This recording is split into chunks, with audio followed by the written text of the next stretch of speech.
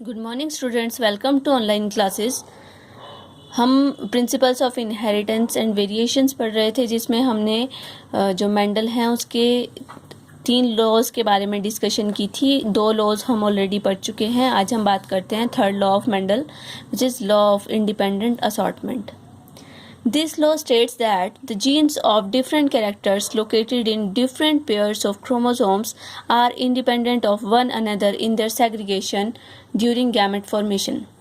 इससे पहले हमने लॉ ऑफ सेग्रीगेशन की बात की थी। लॉ ऑफ सेग्रीगेशन में हम बात करते हैं एक ही जीन के 2 एलील्स की, जो कि इंडिपेंडेंटली सेपरेट हो जाते हैं गैमेट फॉर्मेशन के दौरान। लेकिन इंडिपेंडेंट असॉर्टमेंट क्या कहता है कि हर एक क्रोमोसोम के ऊपर या डिफरेंट क्रोमोसोम्स के ऊपर डिफरेंट टाइप्स के जीन्स प्रेजेंट हो सकते हैं।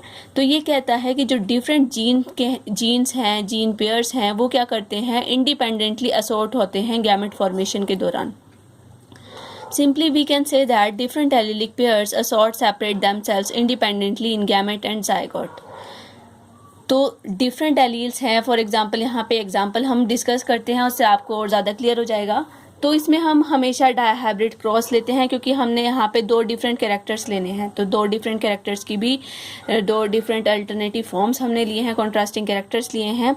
तो ये बात करता है कि जो कैरेक्टर्स हैं वो इंडिपेंडेंटली असॉर्ट हो जाते हैं। फॉर एग्जाम्पल, यहाँ पर हमारे पास एक प्लांट है जिसमें pure red and yellow seed हैं, ठीक है। Capital R for round seeds and capital Y for yellow seeds. Pure wrinkled and green seeds, यहाँ पे रिंकल्ड के लिए हमने स्मॉल r लिया है और ग्रीन सीड्स के लिए स्मॉल y लिया है। तो ये एक ही सीड के अंदर दोनों कैरेक्टर्स हैं। तो ये एक सीड है जिसके अंदर दोनों कैरेक्टर हैं और ये दूसरा सीड है जिसके अंदर दोनों कैरेक्टर्स हैं। तो हमने क्या किया, इनकी गैमेट्स जो हमारे पास बनेंगे, इनकी क्रॉसिंग करवाई हमने। तो गैमेट्स की पॉसिबिलिटी क्या बनती है, कैपिटल R और कैपिटल Y, और यहाँ पर पॉसिबिलिटी बनती है स्मॉल r और स्मॉल y। जब हमने इनकी क्रॉस करवाई तो हमारे पास जो फर्स्ट जनरेशन बनी, फर्स्ट फिलियल जनरेशन में हमारे पास heterozygous round and yellow seeds बने, ठीक है। तो capital R small r, capital Y small y, क्योंकि ये जो कैपिटल R वाले हैं ये कैसे हैं, डोमिनेटिंग कैरेक्टर्स हैं। तो और ये जो ग्रीन येलो सीड्स हैं ये भी डोमिनेटिंग कैरेक्टर्स हैं। बेशक ये हेटेरोजाइगस कंडीशन में है, लेकिन जो ये अपना फिनोटिपिक कैरेक्टर शो करेंगे उसमें ये कैसे बनेंगे, राउंड और येलो बनेंगे। लेकिन ये हमारे पास कैसी कंडीशन है, हेटेरोजाइगस कंडीशन है। फिर इसके बाद जब हम इसकी सेल्फिंग करवाते हैं तो सेल्फिंग में हमारे पास हर एक इंडिविजुअल के जो गैमेट्स की पॉसिबिलिटी बनती है वो 4 तरह के गैमेट्स यहाँ पे प्रोड्यूस होते हैं। कैपिटल R के साथ कैपिटल Y, कैपिटल R के साथ स्मॉल y, स्मॉल r के साथ कैपिटल Y और स्मॉल r के साथ स्मॉल y। तो यहाँ पर हमारे पास 4 पॉसिबिलिटीज़ बनती हैं, ठीक है। तो 4 पॉसिबिलिटीज़ बनती हैं, तो उसके लिए क्या यहाँ पर है कि ये जो कैरेक्टर्स हैं ये किसी के भी साथ भी जा सकते हैं। तो यहाँ पर इंडिपेंडेंटली असॉर्ट हुए हैं। अगर हमने इनकी क्रॉसिंग करवाई तो क्रॉसिंग के बाद हमारे पास इस तरह से पिनट स्क्वायर में जो हमारे पास जनरेशन्स बनती हैं वो इस तरह से बनेंगी। कैपिटल RY एक तरफ हमने एक इसकी जनरेशन लिख दी और ये जो गैमेट्स हैं इसकी पॉसिबिलिटीज़ यहाँ पर लिख दी। फिर जब हम इसको क्रॉस करवाते हैं कैपिटल R कैपिटल Y, इसी तरह से capital R capital Y small y, capital R small r capital Y और यहाँ पर capital R small r capital Y small y। इसी तरह से यहाँ पर भी इस तरह से हमारे पास जो क्रॉस है वो बन जाती है। अब हमने देखना है कि जो डोमिनेटिंग कैरेक्टर्स हैं हमारे पास, डोमिनेटिंग कैरेक्टर्स में किस तरह से हमारे पास जो कैरेक्टर्स हैं वो शो होते हैं। तो यहाँ पर जो कैपिटल R और कैपिटल Y हैं, चारों ही हमारे पास डोमिनेटिंग एलील्स हैं। तो यहाँ पर पॉसिबिलिटी क्या बनती है, राउंड और येलो सीड बनने की पॉसिबिलिटी क्या ये बनेगा। और यहाँ पर बनेगा राउंड और येलो सीड, यहाँ पर भी राउंड और येलो बनेगा, ये भी राउंड और येलो, ये भी राउंड और येलो। यहाँ पर स्मॉल y है, इसका मतलब ये ग्रीन सीड बनेगा, लेकिन जो राउंड है वो कैपिटल R है, तो राउंड और ग्रीन। यहाँ पर बनेगा राउंड और येलो, ये राउंड और ग्रीन बनेगा, ये बनेगा राउंड और येलो, ये राउंड और येलो, ये रिंकल्ड और yellow, round yellow, round green, wrinkled yellow, wrinkled green. तो इस तरह से हमारे पास जो जनरेशन है, F2 जनरेशन है, वो आ जाती है। इसमें अब अगर आप रेशो निकालें इसकी, फिनोटिपिक रेशो, तो फिनोटिपिक रेशो में आप इसी बेसिस पे रख सकते हैं कि कैपिटल आर कैपिटल वाई है, तो मतलब राउंड येलो, तो round yellow, capital R small Y, तो इससे क्या बनता है एक तरह से round green, small R capital Y, wrinkled yellow और रिंकल्ड ग्रीन। याद रखने के लिए आप इस तरह से इसको ही यूज़ कर सकते हैं। तो हमारे पास 4 तरह की जनरेशन बनी यहाँ पे, round yellow, round green, wrinkled yellow, wrinkled green. Starting में हमने क्या लिया था, सिर्फ राउंड येलो और रिंकल्ड ग्रीन लिया था। तो और लेकिन हमारे पास जो F2 जनरेशन के बाद पॉसिबिलिटी आई है वो बनी है राउंड ग्रीन और रिंकल्ड येलो भी बना है, मतलब यहाँ पर भी हमारे पास 2 डिफरेंट कैरेक्टर्स बने हैं। तो ये क्या शो करते हैं कि हमारे पास जो हमारी जो जनरेशन है वहाँ पर जो जीन्स है वो डिफरेंट कैरेक्टर्स के जो जीन्स हैं वो इंडिपेंडेंटली असॉर्ट हुए हैं। अब जो रेशो है उसके हिसाब से देखो, यहाँ पे राउंड येलो कितने हैं, 1 2 3 4 5 6 7 8 और 9, ठीक है, ये 9 राउंड येलो बने हैं। राउंड ग्रीन की बात करें तो राउंड ग्रीन कितने बने हैं हमारे पास, 1 2 3, राउंड ग्रीन 3 बने हैं। रिंकल्ड येलो की बात करें तो रिंकल्ड येलो कितने बने हैं, 1 2 3 3, और रिंकल्ड ग्रीन बने हैं 1। तो हमारे पास रेशो आ जाती है 9:3:3:1। तो ये फिनोटिपिक रेशो आपको याद रखनी है कि phenotypic ratio of dihybrid cross of Mendel's law is 9:3:3:1। आप इसकी जीनोटिपिक रेशो भी निकाल सकते हैं। जीनोटिपिक रेशो में आपको याद रखना है कि जितने भी यहाँ पर जो जीन्स हमारे पास आए हैं वो एक जैसे होने चाहिए। जैसे राउंड और येलो, यहाँ पर आपने सिर्फ जेनेटिक मेकअप देखना है तो कैपिटल आर कैपिटल वाई कितना है, 1 है। Capital R capital Y small Y ये कितने हैं, 2 हैं। Capital R small R capital Y ये कितने हैं यहाँ पर, ये भी 2 हैं। फिर इसके बाद capital R small R capital Y small Y ये कितने हैं, 1 2 3 4 बने हैं, ठीक है। फिर इसके बाद capital R capital Y small Y ये बने हैं आपके पास 2। फिर स्मॉल आर कैपिटल वाई ये बने हैं 1। Small R capital Y small Y ये भी 2 बने हैं, और small R capital small Y ये भी 1 बना है। तो इस तरह से जो जीनोटिपिक रेशो है आप एक एक करके निकाल सकते हैं।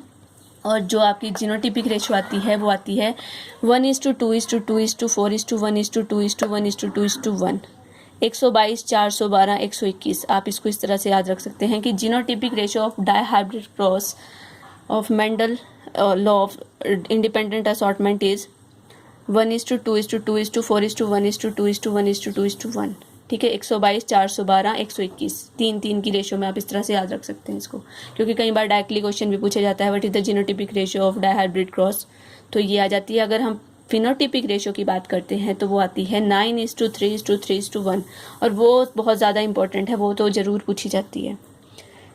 फिर इसकी क्या लिमिटेशन आ जाती है, लिंकेज। क्योंकि लिंकेज में क्या है, दो डिफरेंट जीन्स आपस में इस तरह से कनेक्टेड हो सकते हैं कि वो आगे सेपरेट ही ना हो। अगर हम बात करें इस क्रोमोसोम की, अगर 2 जीन्स आपस में इस तरह से प्रेजेंट हैं तो उनके आगे सेपरेट होने के जो चांसेस हैं वो कम होते हैं। और ये सेपरेट क्यों होते हैं, क्योंकि क्रॉसिंग ओवर होती है, ठीक है। पैकेटिन स्टेज में, मियोसिस 1 की पैकेटिन स्टेज में जब हम पढ़ते हैं तो उसमें क्रॉसिंग ओवर होती है। और क्रॉसिंग ओवर में क्या होता है, जो कियाज्मा बनता है, कियाज्मा बनने के बाद जो जेनेटिक मटेरियल है वो एक्सचेंज हो जाता है। तो हमारे पास पॉसिबिलिटीज़ बनती हैं कि जो डिफरेंट जीन्स हैं वो इंडिपेंडेंटली असॉर्ट हो सकते हैं। लेकिन इसकी लिमिटेशन क्या आ जाती है, लिंकेज। अगर 2 जीन्स के बीच में डिफरेंट जो डिस्टेंस है वो बहुत कम है, वो बहुत पास हैं, तो उनके जो सेपरेशन के चांसेस हैं वो बहुत कम होते हैं। और हमारे पास बहुत सारे ऐसे एग्जांपल्स हैं जिसमें जो जीन्स है वो साथ साथ ही चले होते हैं, तो उस फिनोमिना को बोलते हैं लिंकेज। इसको भी हम आगे और अच्छे से डिस्कस करेंगे लिंकेज को। तो लिंकेज क्या है, एक तरह से लिमिटेशन है लॉ ऑफ इंडिपेंडेंट असॉर्टमेंट की। इसके बाद हम बात करते हैं limitation of first law of dominance की लिमिटेशन थी incomplete dominance and codominance. तो इसको हम देख लेते हैं कि what is incomplete dominance. Incomplete dominance जिसमें डोमिनेंस कैसी है, इनकम्प्लीट है। In this the genes of an allelic pair are not expressed as dominant and recessive but express themselves partially when present together in the hybrid. यहाँ पर क्या है, जो allylic pair में अगर हेटेरोजाइगस कंडीशन आ जाए, हेटेरोजाइगस कंडीशन में जहाँ डोमिनेटिंग और रिसेसिव कैरेक्टर्स दोनों एक साथ हैं, तो वहाँ पर दोनों अपने आप को, जैसे डोमिनेटिंग वाला है वो अपने आप को एक्सप्रेस नहीं कर पाता और रिसेसिव सप्रेस पूरी तरह से नहीं हो पाता, एक पार्शियल कैरेक्टर वहाँ पर शो हो जाता है जब दोनों इकट्ठे प्रेजेंट हो। तो as a result F1 hybrid show characters intermediate to the effect of two genes of the parents। तो एक intermediate characters यहाँ पर बन जाता है। एग्जाम्पल की थ्रू हम इसको अच्छे से देख लेते हैं। तो ये कहाँ पर देखने को मिलता है, this phenomena is seen in Mirabilis jalapa. 4 o'clock plant होता है मिराबिलिस जिलापा। इसके अंदर एक है एंटीराइनम मेजस डॉग फ्लावर या स्नैपड्रैगन इसको बोलते हैं, और एंडोलिशियन फाउल इसके अंदर भी ये देखने को मिलता है। तो मिराबिलिस जलापा और एंटीराइनम है, इसमें 2 तरह के फ्लावर्स प्रोड्यूस होते हैं, रेड और वाइट, जिसमें रेड और डोमिनेटिंग होता है और वाइट कैसा है, रिसेसिव कैरेक्टर्स से बना है। तो जैसे रेड है, रेड में कैपिटल आर है, तो मतलब इसमें डोमिनेंट होमोजाइगस कंडीशन में रेड फ्लावर बनता है और रिसेसिव होमोजाइगस कंडीशन में वाइट फ्लावर बनता है। जब हम इसकी क्रॉस करते हैं रेड फ्लावर और वाइट फ्लावर की, तो क्रॉस बनने के बाद जो हमारे पास कैपिटल आर और स्मॉल आर आया, तो according to law of Mendel यहाँ पर जो capital R small R generation हमारे पास कैसी बननी चाहिए थी, सारी बननी चाहिए थी रेड, क्योंकि यहाँ पे कैपिटल आर है और ये अपने आप को अपने इफेक्ट को शो करेगा, तो ये कैसा बनना चाहिए था, रेड। लेकिन यहाँ पर ये रेड ना बनने के बजाय कैसे कलर को शो करता है, पिंक कलर को। तो एक तरह से हमें पता है रेड और वाइट के मिक्सचर से ही पिंक बनता है, तो जितने भी फ्लावर्स हैं यहाँ पर पिंक बने। तो यहाँ पर ये क्या शो करता है कि ना तो रेड बना ना वाइट बना, दोनों का ही इंटरमीडिएट इफेक्ट यहाँ पर F1 जनरेशन में शो होता है। तो ये जो फिनोमिना है इसे बोलते हैं इनकम्प्लीट डोमिनेंस। अगर हम इसकी सेल्फिंग करते हैं फर्दर, तो सेल्फिंग से हमारे पास जो रेशो आती है कैपिटल आर स्मॉल आर, इसके 2 गैमेट्स यहाँ पे पॉसिबिलिटी बनती है, कैपिटल आर और स्मॉल आर की, और यहाँ पे भी कैपिटल आर और स्मॉल आर की। तो हमारे पास जो जनरेशन है capital R small R and small R. तो फिनोटिपिक रेशियो जो आती है उसमें हमारे पास एक्सप्रेशन क्या आए, 1:2:1। ठीक है, एक रेड बना, 2 पिंक बने, एक वाइट बना। तो हमारी फिनोटिपिक रेशियो आई 1:2:1 और जीनोटिपिक रेशियो भी आई 1:2:1। तो यहाँ पर जो लॉ ऑफ मेंडल है, लॉ ऑफ डोमिनेंस है, वो क्या फेल हो जाता है, क्योंकि उसकी जो रेशियो है 3:1 और 1:2:1 है, लेकिन यहाँ पर दोनों ही रेशियोज सेम आती है। Phenotypic ratio is different from law of dominance. तो ये एक तरह से लिमिटेशन है। इसके अलावा जो कोडोमिनेंस है उसको हम जीन इंट्रैक्शन में स्टडी करते हैं। जीन इंट्रैक्शन क्या होती है, it is the influence of alleles and non alleles on the normal phenotypic expression of genes. इसमें क्या है, फिनोटिपिक कैरेक्टर को शो करने में कुछ एक एलील्स या कुछ एक नॉन एलील्स होते हैं, जो कि एक ही जीन के 2 एलील्स ना हो के कोई किसी और जीन के एलील्स हैं, वो एक दूसरे को इन्फ्लुएंस करते हैं, एक दूसरे के फिनोटिपिक इफेक्ट को कहीं ना कहीं अफेक्ट करते हैं, उसे बोलते हैं जीन इंट्रैक्शन। तो ये जीन इंट्रैक्शन 2 तरह से हो सकती है, एक है हमारे पास इंट्राजेनिक और दूसरी है इंटरजेनिक। इंट्राजेनिक में क्या है, in this case 2 alleles of gene interact with each other and produce different phenotypic expression other from normal dominant recessive phenotype. इसमें एक ही जीन के दोनों एलील्स एक दूसरे को अफेक्ट करते हैं, या एक ही जीन के बहुत सारे एलील्स बन सकते हैं, तो वो ही एक दूसरे के जो एक्सप्रेशन है फिनोटाइप को अफेक्ट करते हैं। तो इसे बोलते हैं इंट्राजेनिक, मतलब एक ही जीन के दोनों एलील्स के बीच में जो एक्सप्रेशन में अफेक्शन है उसे बोलेंगे इंट्राजेनिक। दूसरी है इंटरजेनिक में क्या है, here 2 or more independent genes present on the same or different chromosomes interact to produce a new expression. अब मान लिया हमारे पास जो फर्स्ट क्रोमोसोम है, फर्स्ट क्रोमोसोम पे कुछ एक एलील्स हैं और एक हमारे पास है 20th क्रोमोजोम पे कोई एलील है, ये आपस में, ये जस्ट फॉर एग्जांपल मैं आपको बता रही हूँ कि ये जो एलील है ये कहीं ना कहीं इस एलील को अफेक्ट कर रहा है, इसके एक्सप्रेशन को अफेक्ट कर रहा है। तो ये इस तरह की जो एक्सप्रेशन होगी, ये जो एलील है या तो ये इस क्रोमोजोम पे भी हो सकता है, डिफरेंट क्रोमोजोम पे भी हो सकता है, और ये दूसरे लोकस पे भी हो सकता है। मतलब या तो ये इसको अफेक्ट करेगा, ये इसको अफेक्ट करेगा। तो एक तरह से जो दूसरा एलील है वो इसको अफेक्ट कर रहा है, किसी एलील के एक्सप्रेशन को अफेक्ट कर रहा है। उस तरह की जो इंट्रैक्शंस होती हैं उसे बोलते हैं इंटरजेनिक इंट्रैक्शंस। तो विद इन 2 जीन्स जो इंट्रैक्शंस होती हैं, एक्सप्रेशन में चेंज होता है किसी की इंटरफेरेंस से, उसे बोलते हैं इंटरजेनिक इंट्रैक्शन। तो इसमें एग्जांपल आ जाते हैं epistasis, complementary genes, supplementary genes, lethal genes है, इनहिबिटरी जीन्स है, डुप्लीकेट जीन्स है। इसमें से कुछ एक हैं जो आपके सिलेबस में है, हम उसको और ज़्यादा अच्छे से डिस्कस करेंगे।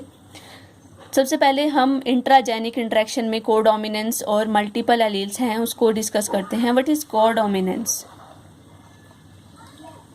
अब एक थी इनकम्प्लीट डोमिनेंस, मतलब दोनों ने अपने आप को इनकम्प्लीटली शो करा। यहाँ पर है कोडोमिनेंस, मतलब दोनों साथ में ही डोमिनेंट होंगे।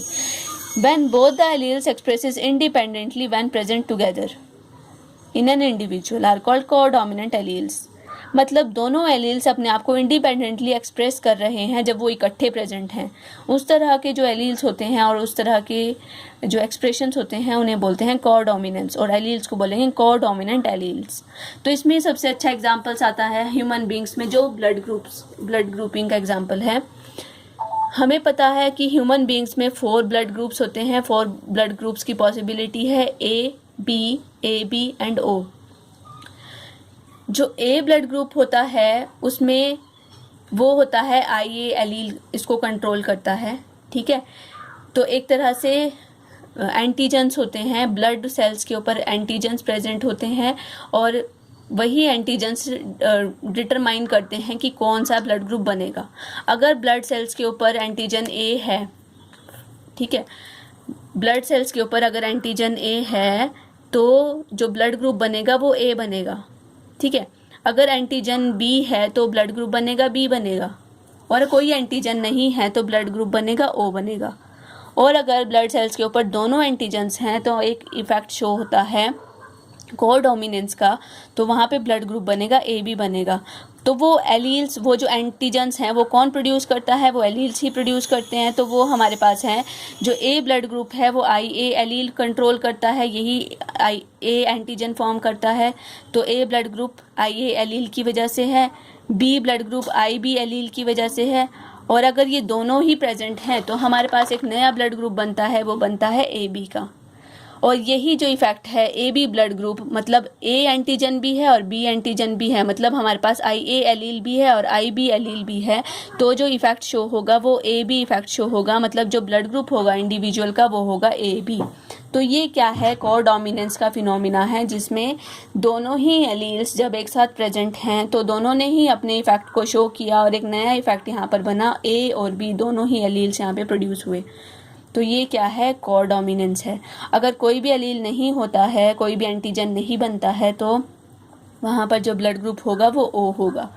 तो स्पेसिफिकली यहाँ पर हम बात करते हैं A और B की। तो A B एक तरह से क्या है? कोडोमिनेंस के एग्जाम्पल है। फिर इसके बाद बात आती है मल्टीपल एलील्स की। इसमें भी एग्जाम्पल हम ब्लड ग्रुपिंग का ही लेते हैं, लेकिन यहाँ पर हम बात क्या करते हैं? मल्टीपल एलील्स, एक जीन के बहुत सारे एलील्स हैं। When more than 2 allelic form of a gene are located on the same locus in a given pair of chromosome and expresses the different phenotype of the same trait. 2 alleles form exist कर रही है एक gene की, एक ही locus पे वो present है, ठीक है, और डिफरेंट फिनोटाइप को वो डिटरमाइन करते हैं। सिंपली यहाँ पर हम बात करते हैं, जैसे ये हमारे पास एक क्रोमोजोम है, ठीक है। इस क्रोमोजोम पर मान लिया यहाँ पर हमारे पास कौन सा जीन प्रेजेंट है, एक पेयर में ले लेते हैं इसको हम, ठीक है। यहाँ पर हमारे पास जीन है मान लिया ब्लड ग्रुपिंग का, ठीक है, ब्लड ग्रुपिंग को डिटरमाइन करने वाला जीन है। लेकिन हमारे पास यहाँ पर एक ही जीन के लिए, अब हमें पता है कि हम जनरली 2 कैरेक्टर्स ही लेते हैं, एक डोमिनेंट और एक रिसेसिव, ठीक है। लेकिन मल्टीपल एलील में क्या है, हमारे पास ब्लड ग्रुप के लिए हमारे पास 3 जीन्स होते हैं, IA, IB और IO। ये 3 क्या करते हैं, ब्लड ग्रुपिंग को डिटरमाइन करते हैं। तो यहाँ पर हमारे पास पॉसिबिलिटी बनती है कि या तो दोनों ही डोमिनेंट हो, होमोजाइगस कंडीशन में अगर A है तो A के लिए अगर हमारे पास दोनों एलील्स बन रहे हैं IA, ठीक है, होमोजाइगस कंडीशन में है, या हमारे पास एक पॉसिबिलिटी बनती है कि दोनों ही कैसे हैं, हमारे पास A तो है लेकिन साथ में क्या है, O है, ये रिसेसिव है इसका कैरेक्टर, ठीक है। A के लिए हमारे पास 2 पॉसिबिलिटी बनती है, या तो होमोजाइगस कंडीशन में A एलील हो या इसके साथ रिसेसिव हो। यहाँ पर ये कोई भी एंटीजन फॉर्म नहीं करेगा, लेकिन A है यानी कि ये अपने इफेक्ट को शो कर देगा। दूसरा है हमारे पास B के लिए पॉसिबिलिटी बनती है IB, होमोजाइगस B या फिर हेटेरोजाइगस B, ठीक है। फिर एक कंडीशन बनती है AB वाली, जिसमें IA है, IB है, ठीक है। इसमें एक ही पॉसिबिलिटी बनती है, और O के लिए भी पॉसिबिलिटी बनती है कि अगर कोई भी एंटीजन फॉर्म नहीं होता, कोई भी एलील एक्सप्रेशन नहीं देता, तो वो IO है। तो एक तरह से ये कैसे हैं, रिसेसिव कैरेक्टर हैं, ठीक है। ये रिसेसिव कैरेक्टर को यहाँ पे शो कर रहा है। तो दोनों में से कोई भी जी एंटीजन नहीं है, तो हमारे पास जो ब्लड ग्रुप आएगा वो आता है O। तो इस तरह से हमारे पास एक ही जीन के लिए 3 एलील्स हैं, तो there are different alleles for a gene. तो यहाँ पर मल्टीपल एलील का क्या कंसेप्ट है कि एक ही कैरेक्टर के जनरली 2 एलील्स होते हैं हमारे पास डिफरेंट, लेकिन यहाँ पर हमारे पास 3 एलील्स हैं जो कि हमारे ब्लड ग्रुप को डिटरमाइन करते हैं। तो so there are multiple alleles for a particular character. तो ये जो एग्जांपल है ये है मल्टीपल एलीलिज्म का या मल्टीपल एलील्स का। तो इससे रिलेटेड बहुत सारे क्वेश्चंस आते हैं आपके पास, क्योंकि यहाँ पर पॉसिबिलिटी बनती है पेरेंट्स की कि किस तरह से प्रोड्यूस होते हैं, जो आगे जनरेशन्स हैं वो प्रोड्यूस होती हैं। तो जो ब्लड ग्रुपिंग के एलील्स थे उसका जो कंसेप्ट दिया था वो स्टीनर और वीनर ने दिया था, स्टीनर एंड वीनर, इन्होंने कंसेप्ट दिया था 3 एलील्स का, ठीक है। और ब्लड ग्रुपिंग का कंसेप्ट भी स्टीनर ने दिया था, ये कई बार एग्जाम्स में पूछा जाता है। और एंटीजन्स के साथ साथ इसमें एंटीबॉडीज़ भी होती हैं कि जैसे हमारे पास A एंटीजन है तो A ब्लड ग्रुप बनेगा, B एंटीजन है B ब्लड ग्रुप बनेगा, A और B है तो AB बनेगा, और कोई भी एंटीजन नहीं है तो O बनेगा। साथ ही इसमें एंटीबॉडीज़ भी होती हैं, एंटीबॉडीज़ प्रोड्यूस होती हैं, तो इसके अगेंस्ट एंटीबॉडीज़ होगी, A के अगेंस्ट B, B के अगेंस्ट A, B के अगेंस्ट कोई भी नहीं, और जो O है उसके अगेंस्ट A और B। तो ये एक तरह से क्या डिटरमाइन भी करता है कि जो ब्लड ग्रुपिंग का कंसेप्ट है कि जो A ब्लड ग्रुप वाला होगा उसको A ही डोनेट कर सकता है, ठीक है, B को B ही डोनेट कर सकता है, और AB को, जो AB ब्लड ग्रुप है जिसका, उसको A भी डोनेट कर सकता है, B भी डोनेट कर सकता है, और O का कंसेप्ट है इसको सिर्फ O डोनेट कर सकता है। साथ में इसमें ये है कि A को O भी डोनेट कर सकता है, O भी डोनेट कर सकता है, B को भी O डोनेट कर सकता है, AB को A भी कर सकता है, B भी कर सकता है, AB भी कर सकता है, और O भी कर सकता है, और O को सिर्फ O ही डोनेट कर सकता है। तो यहाँ पर ये शो करता है कि जो AB है वो है यूनिवर्सल रेसिपिएंट, और जो O है ये है यूनिवर्सल डोनर, ठीक है। फिर इसमें जो पेरेंट्स की पॉसिबिलिटी आती है, फॉर एग्जांपल यहाँ पर एक ब्लड ग्रुपिंग का एक कंडीशन है, जैसे कि हेटेरोजाइगस मेल है हमारे पास, हेटेरोजाइगस मेल है, उसका ब्लड ग्रुप है A, ठीक है, और हेटेरोजाइगस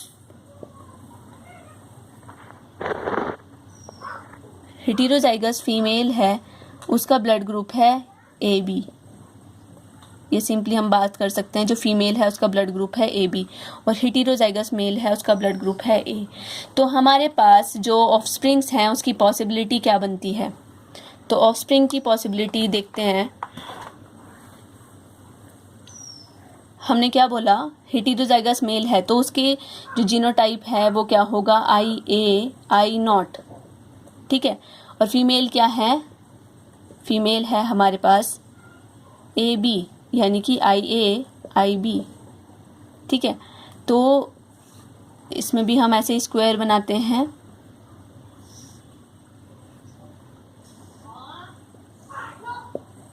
तो यहाँ पर क्या है, यहाँ पे हम मेल शो कर देते हैं और यहाँ पे फीमेल शो कर देते हैं।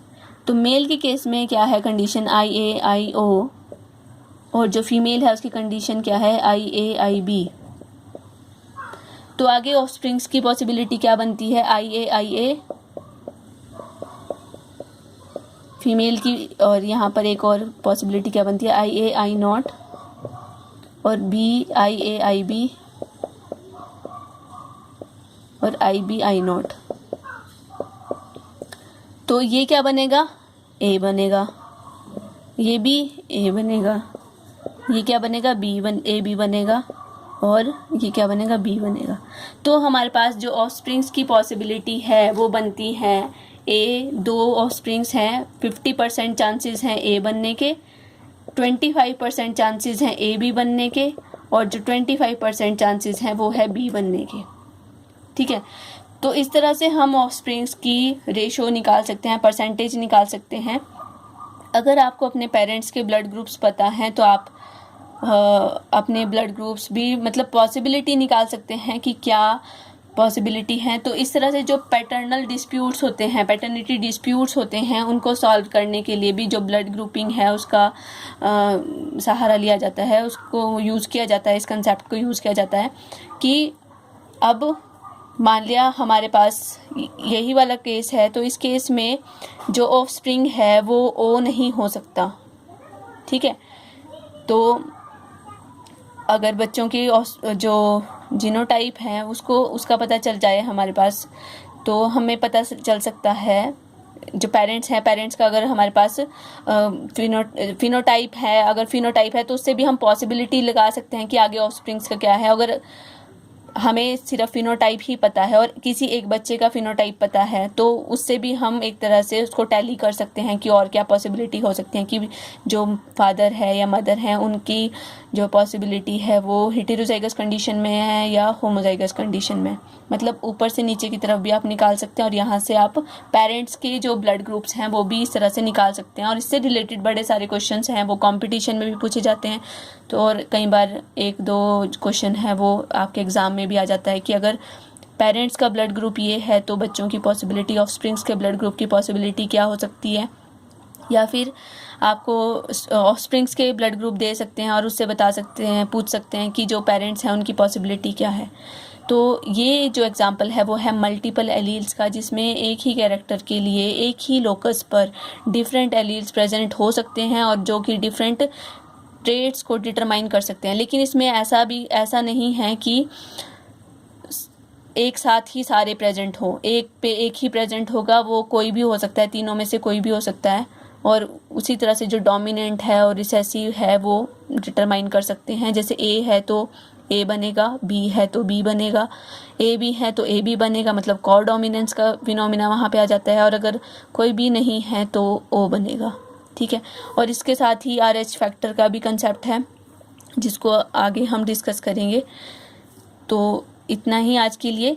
बाकी जो आगे के कंसेप्ट हैं, आगे की और हमारे पास जो इंटरजेनिक इंटरेक्शंस हैं उसके एग्जांपल्स के साथ उनकी डेफिनेशंस हम नेक्स्ट लेक्चर में डिस्कस करेंगे। Thank you class.